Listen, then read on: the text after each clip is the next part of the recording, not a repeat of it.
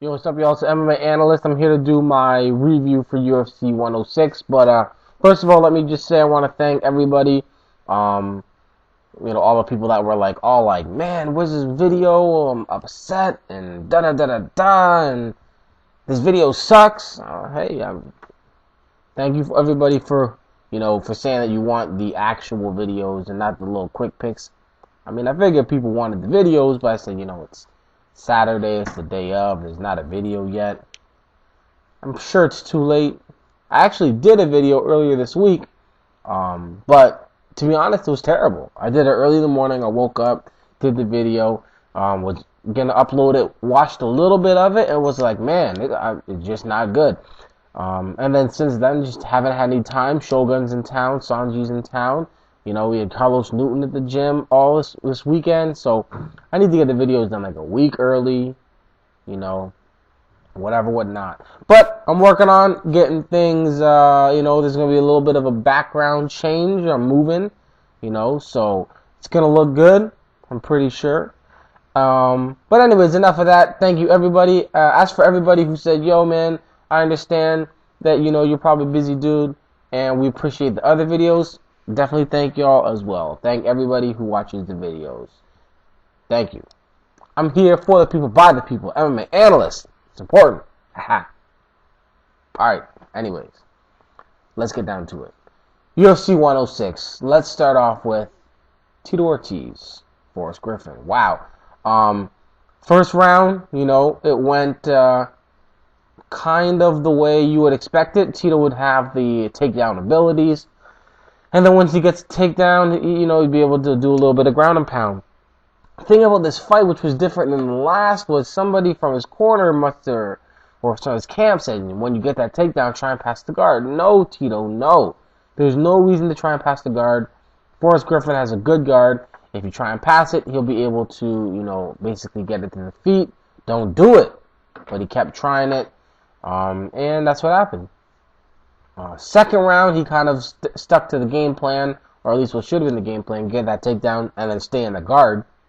But even still, with about a minute left, try to pass the guard, try to get fancy. Tito, they're never going to stand you up in the guard. First of all, you're active in the guard, you do damage in the guard. It's kind of like you do exactly what Clay Guida wishes he could do.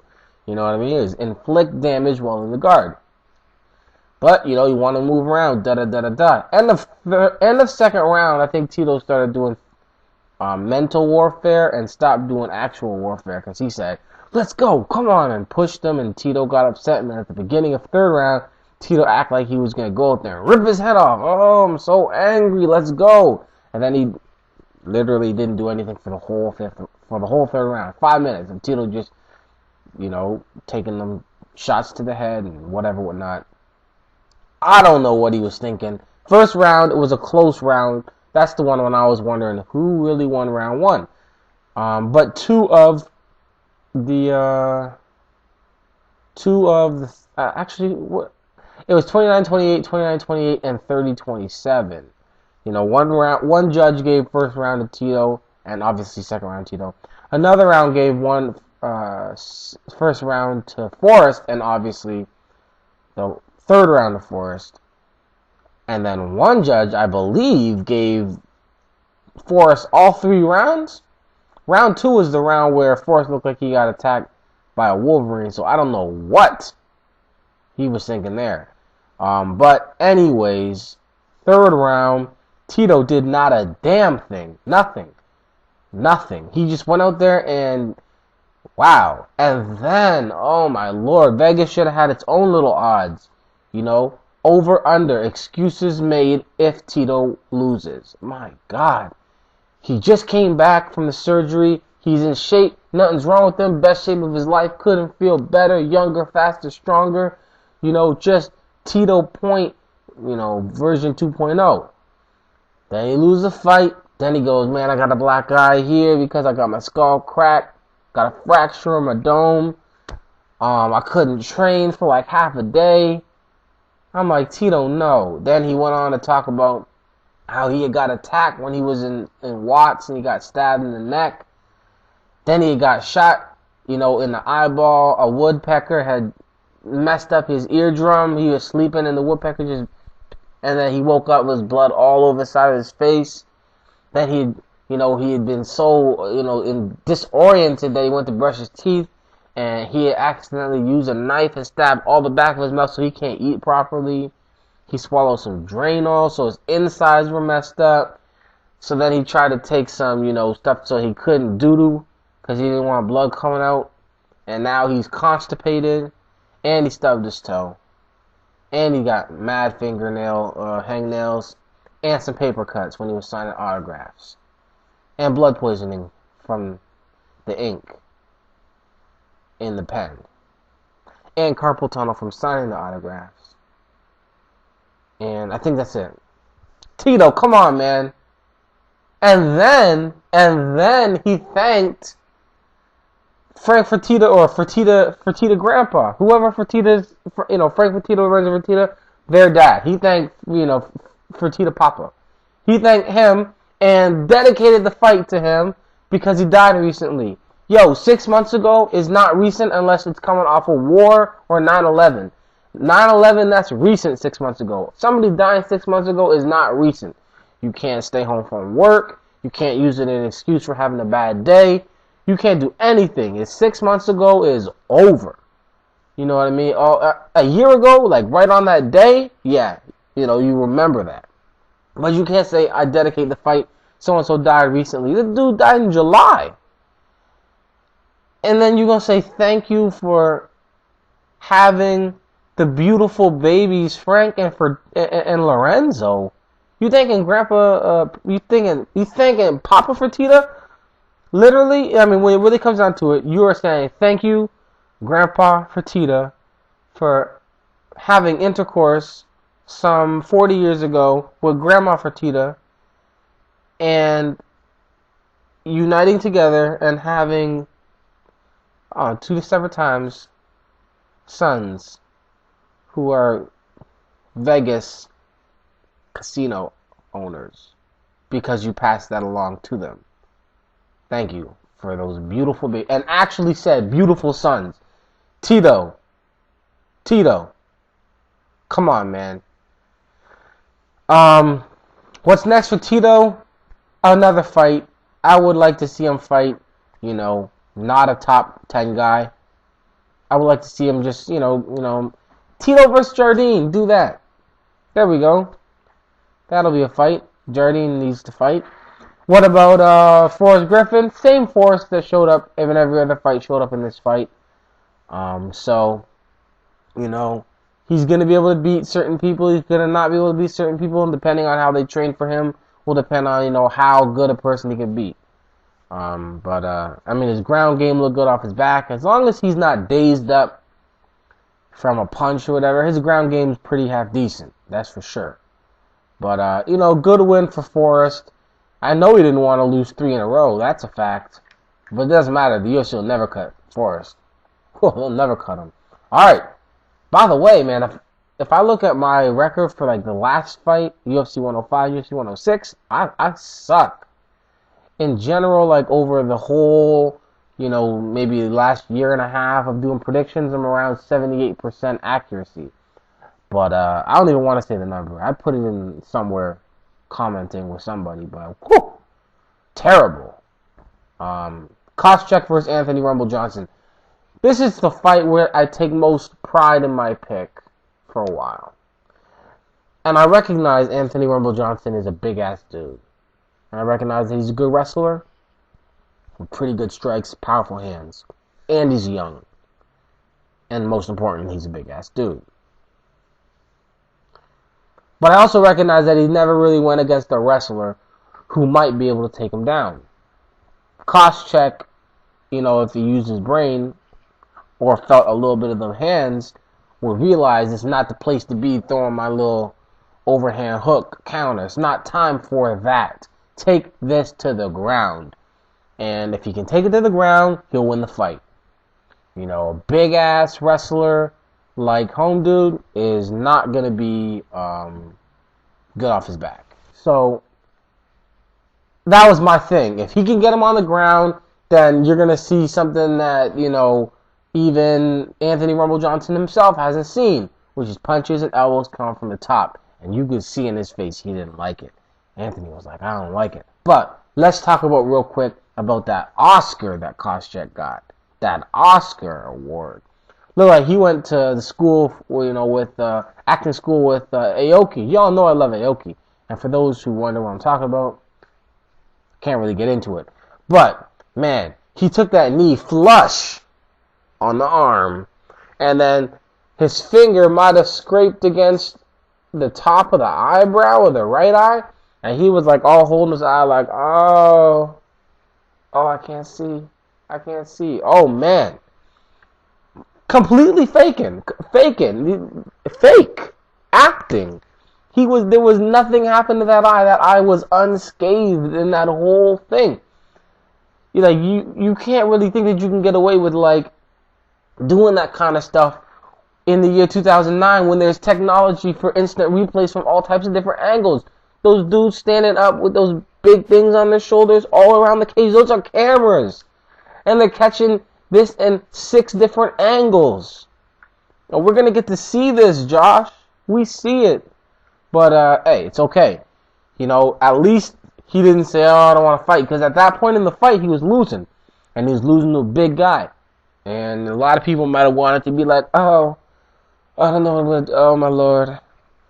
I can't fight anymore. Just try and get out of the fight. But Josh Koscheck said, you know what? I would do this. My eye ain't hurt.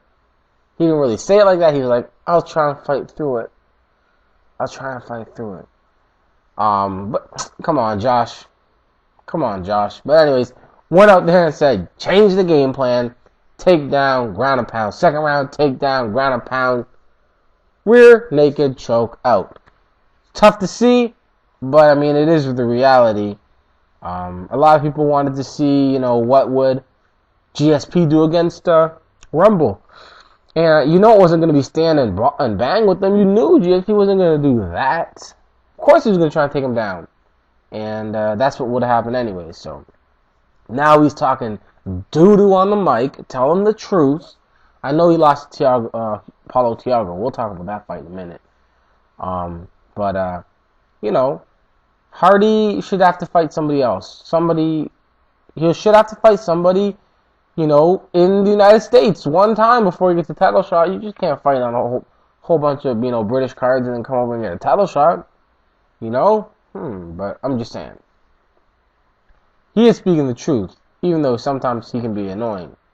Alright, next fight. Paulo Thiago versus Jacob Volkman. Oh my gosh. Jacob Volkman is proof that anybody can get to the UFC. Anybody. No disrespect. Disrespect is probably going to be taken by that. This guy was like so awkward walking. Just moving from point A to point B with his hands up was a task. And let's not talk about muscle memory, folks. He had the most awkward falls of all time. He got hit, he's like, He literally fell. Like this. Like, 2 hands in the air, off to the side, like, oh Lord, I'm so hurt. And then he'd fall like, oh, and this guy fall in every which strange way. But that's not even what this fight's about. This fight is about Paulo Thiago and his horrible ass game plan. You got this dude in front of you who would lose to a punching bag. He would actually lose a stand-up fight against a speed bag, against a double-ended bag, any kind of punching bag. He will lose that fight. And you keep jumping on him on the ground, trying to do your Fedor Emelianenko, or trying to do your Shogun. Keep this dude on his feet and box his face up. Knock him down. Show us all the different ways that gravity and horrible genetics can have him flounder off and land on the ground. And it was entertaining.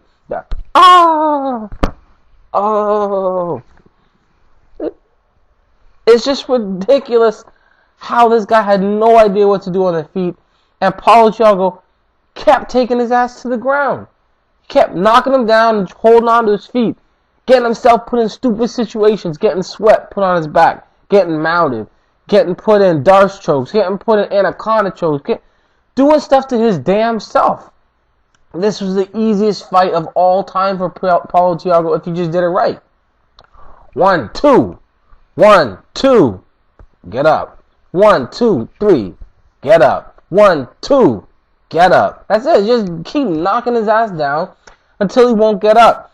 Or when you finally really rock him and you want to sock him, then finally, get down there, properly stay in side control, pound on him, and then get up maybe. But oh my lord, horrible game plan. After that fight, I said, please, Dana White, do not award or reward this type of fight with a bonus for fight of the night, because that was just ridiculous. But a win for Paulo Thiago nonetheless, and I'll never say any of this to his face because he'll shoot me in the throat because he is in a badass game. Alright, Antonio Rogerio Nogueira versus Luis Kane. Welcome to the UFC. I was worried when I picked Nogueira because he does start off slow. Kane likes to start off fast. And even in Nogueira's victories recently, he hasn't really looked too impressive. But, hey, he looked good in this fight. His hands, he was doing the, jab, double jab, hurting him. When he hurt him, he didn't go crazy. I mean, he just kept things together. He said, I'm going to show you how to actually use those hands. And he came out and just did his thing. Bam. Bam. And actually, it's the other way because he's southpaw. But, handled his business. Excellent work. When he had him hurt, he didn't start doing dumb stuff, running around the cage. He still stayed calm, stayed focused, looked at the game plan, did his thing, made some extra money. I believe he got knocked out of the night. And did he get knocked out of the night? I don't know. It was a great fight for Nogueira.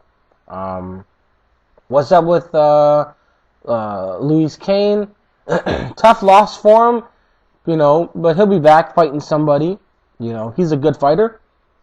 He's just gotta, it's just against Nogueira, his stand-up, which was his thing, wasn't enough. And, he didn't want to go to the ground with Nogueira, so, but, great fight. Also, Nogueira trains with Machida, but, Ed Soares, the manager, has stated, and, that if Nogueira were to continue to do well in the UFC light heavyweight division and move up that ladder, that, he would actually not be against, or they would be all for a fight between Nogueira and Machida. Their relationship is not the same as the relationship with, between Machida and Anderson Silva. And, that's good news. Because I'm like, damn, you just have a whole bunch of people that can't fight? But that's good news right there. And then, Phil Baroni versus Amir Sadala. Oh, my goodness. Oh, my goodness. Phil, how did you come with enough energy for one flurry? I know we didn't see his whole body turn red and, drop his hands until somewhere into the second. But he was dead tired at about 1 minute and 20 seconds into this fight. He was dead tired. And then after that, it just became like, decomposed tired, just, further versions of dead. Like death, a month later, a year later, you know what I mean? You made Amir Sadala look like a champion. With them knees, the leg kicks, the boxing. You made him look like he was the greatest ever. Phil.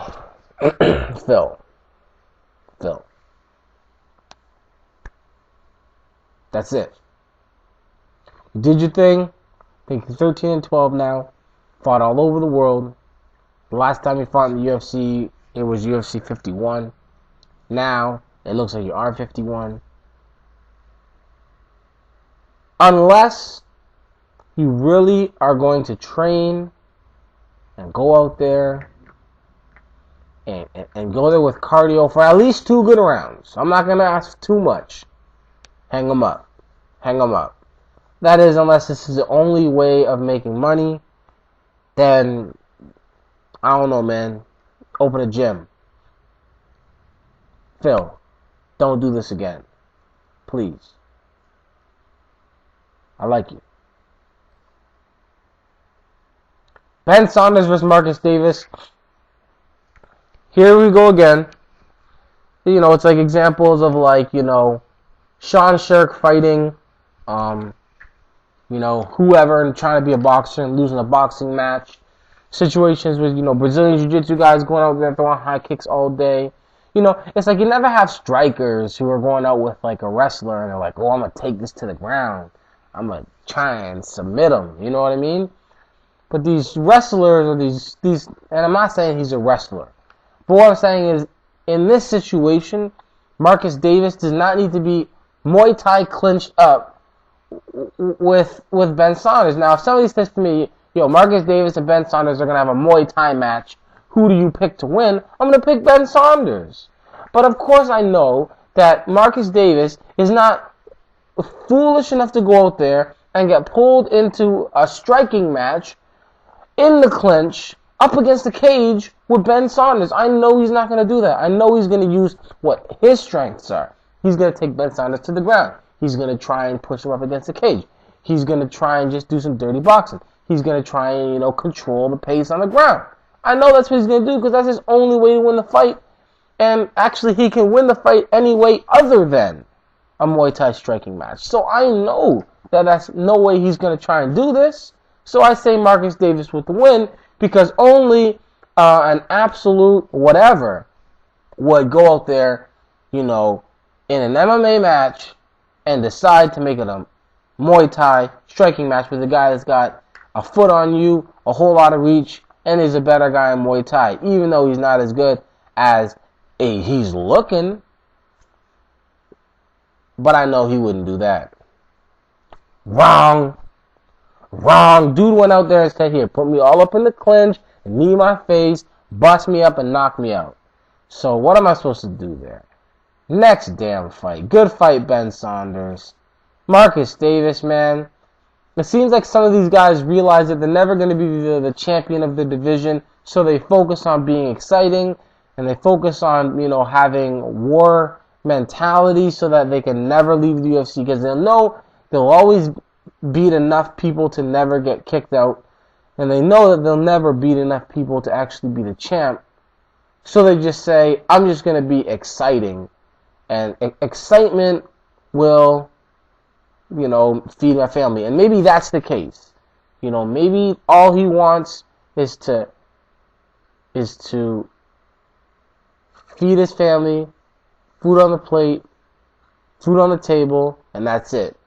And if that is the case, then props to him for that. And bad game plans aren't so surprising anymore. Because a good game plan might not be an exciting fight, and then you might still lose a fight, and then if you do that enough times, you get booted. But if you have bad game plans, you want to just stand on your feet, you want to bang, you want to try and get fight of the night, he'll always bring you back. So, I mean, the entertainment is what pays you, not the sport. And maybe that's what he's doing. Maybe that's what some of these wrestlers who are going out there looking like amateur boxers are doing. And I'm not saying that's what Marcus Davis is, because he does have hands. But I'm just saying, there has to be something behind why people would fall into or accept or even welcome a bad position for themselves in a fight. Kendall Grove versus Jake Rosholt. Jake Rosholt just pulled a Dennis Kang. You know, went out there and lost to a guy he shouldn't have lost to. Simple as that. And I'm not saying Dennis Kang just with Bisping. I'm saying Dennis Kang all through his career. Losing to people he shouldn't lose to. Jake Rosholt had mount. You know, he had top position on the ground. He's stronger. He was controlling the fight. And then he left his arm in there. You know, he had just really bad loss for him. Kendall Grove, good win. Now, Kendall Grove, you know, his grandma died last week. Yeah, bring that up. This is dedicated to my grandmother. I love you, Grandma. We just buried you. Yeah, for sure. You know, but Tito talking about July deaths. Anyways. We also saw Brock Larson get completely demolished by Brian Foster. Not really going to talk about it that much, but I'm pretty sure Brock Lesnar should have been able to win that fight. I know he's not the greatest of all time, but he is, what is he, 26 wins and 4 losses? He shouldn't be losing to Brian Foster. At least I didn't think he should be. Brian Foster was coming off an arm triangle loss to Rick Story. I just didn't see it happening like that. Good win for Brian Foster, man. Brock Lesnar probably going to get booted from the UFC. I mean, it's a second win, but a second loss only, but it's probably gone. Kyle Uno versus Marengo, Fabricio Camoes. My trainer was in the corner with Fabricio. We didn't get to see this fight. Basically, Fabricio won round 1. He would have won round 2, but he got a point deducted for, I believe, an up kick from the guard. So it was a 9-9 round, and then round 3, he lost the round. So it's actually a majority draw. 2 guys gave it 28-28. So good fight for Marengo. Could have won that fight against a tough guy, Kyle Uno. And then George Sotiropoulos completely showing or exposing Jason Dent's ground game. And Sotiropoulos is, he's got this one pass from half guard to side control that he destroyed George Roop with. Did it again with Jason Dent. Jason Dent, I'm not sure where he trains or whatnot, but his ground game is, he has no kind of concept of what the guard is. That's what it appears to be. That's what it looks like. I don't get it. But it is what it is. Sotiropoulos with another submission victory. Overall, I'm looking forward to UFC, whatever one it is, with BJ Penn against Diego Sanchez, Frank Mir versus Congo.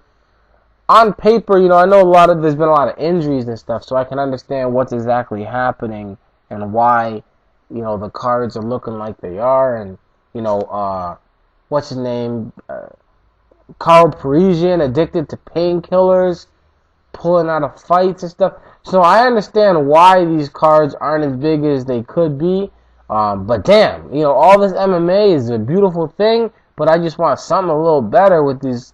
Don't just, give me a whole lot. If you give me a lot, I'll watch it. But every now and then, I would like to see some quality stuff, some more stuff like Antonio Nogueira, against Kane. Some more stuff like top fighters fighting top fighters. That's what I like to see.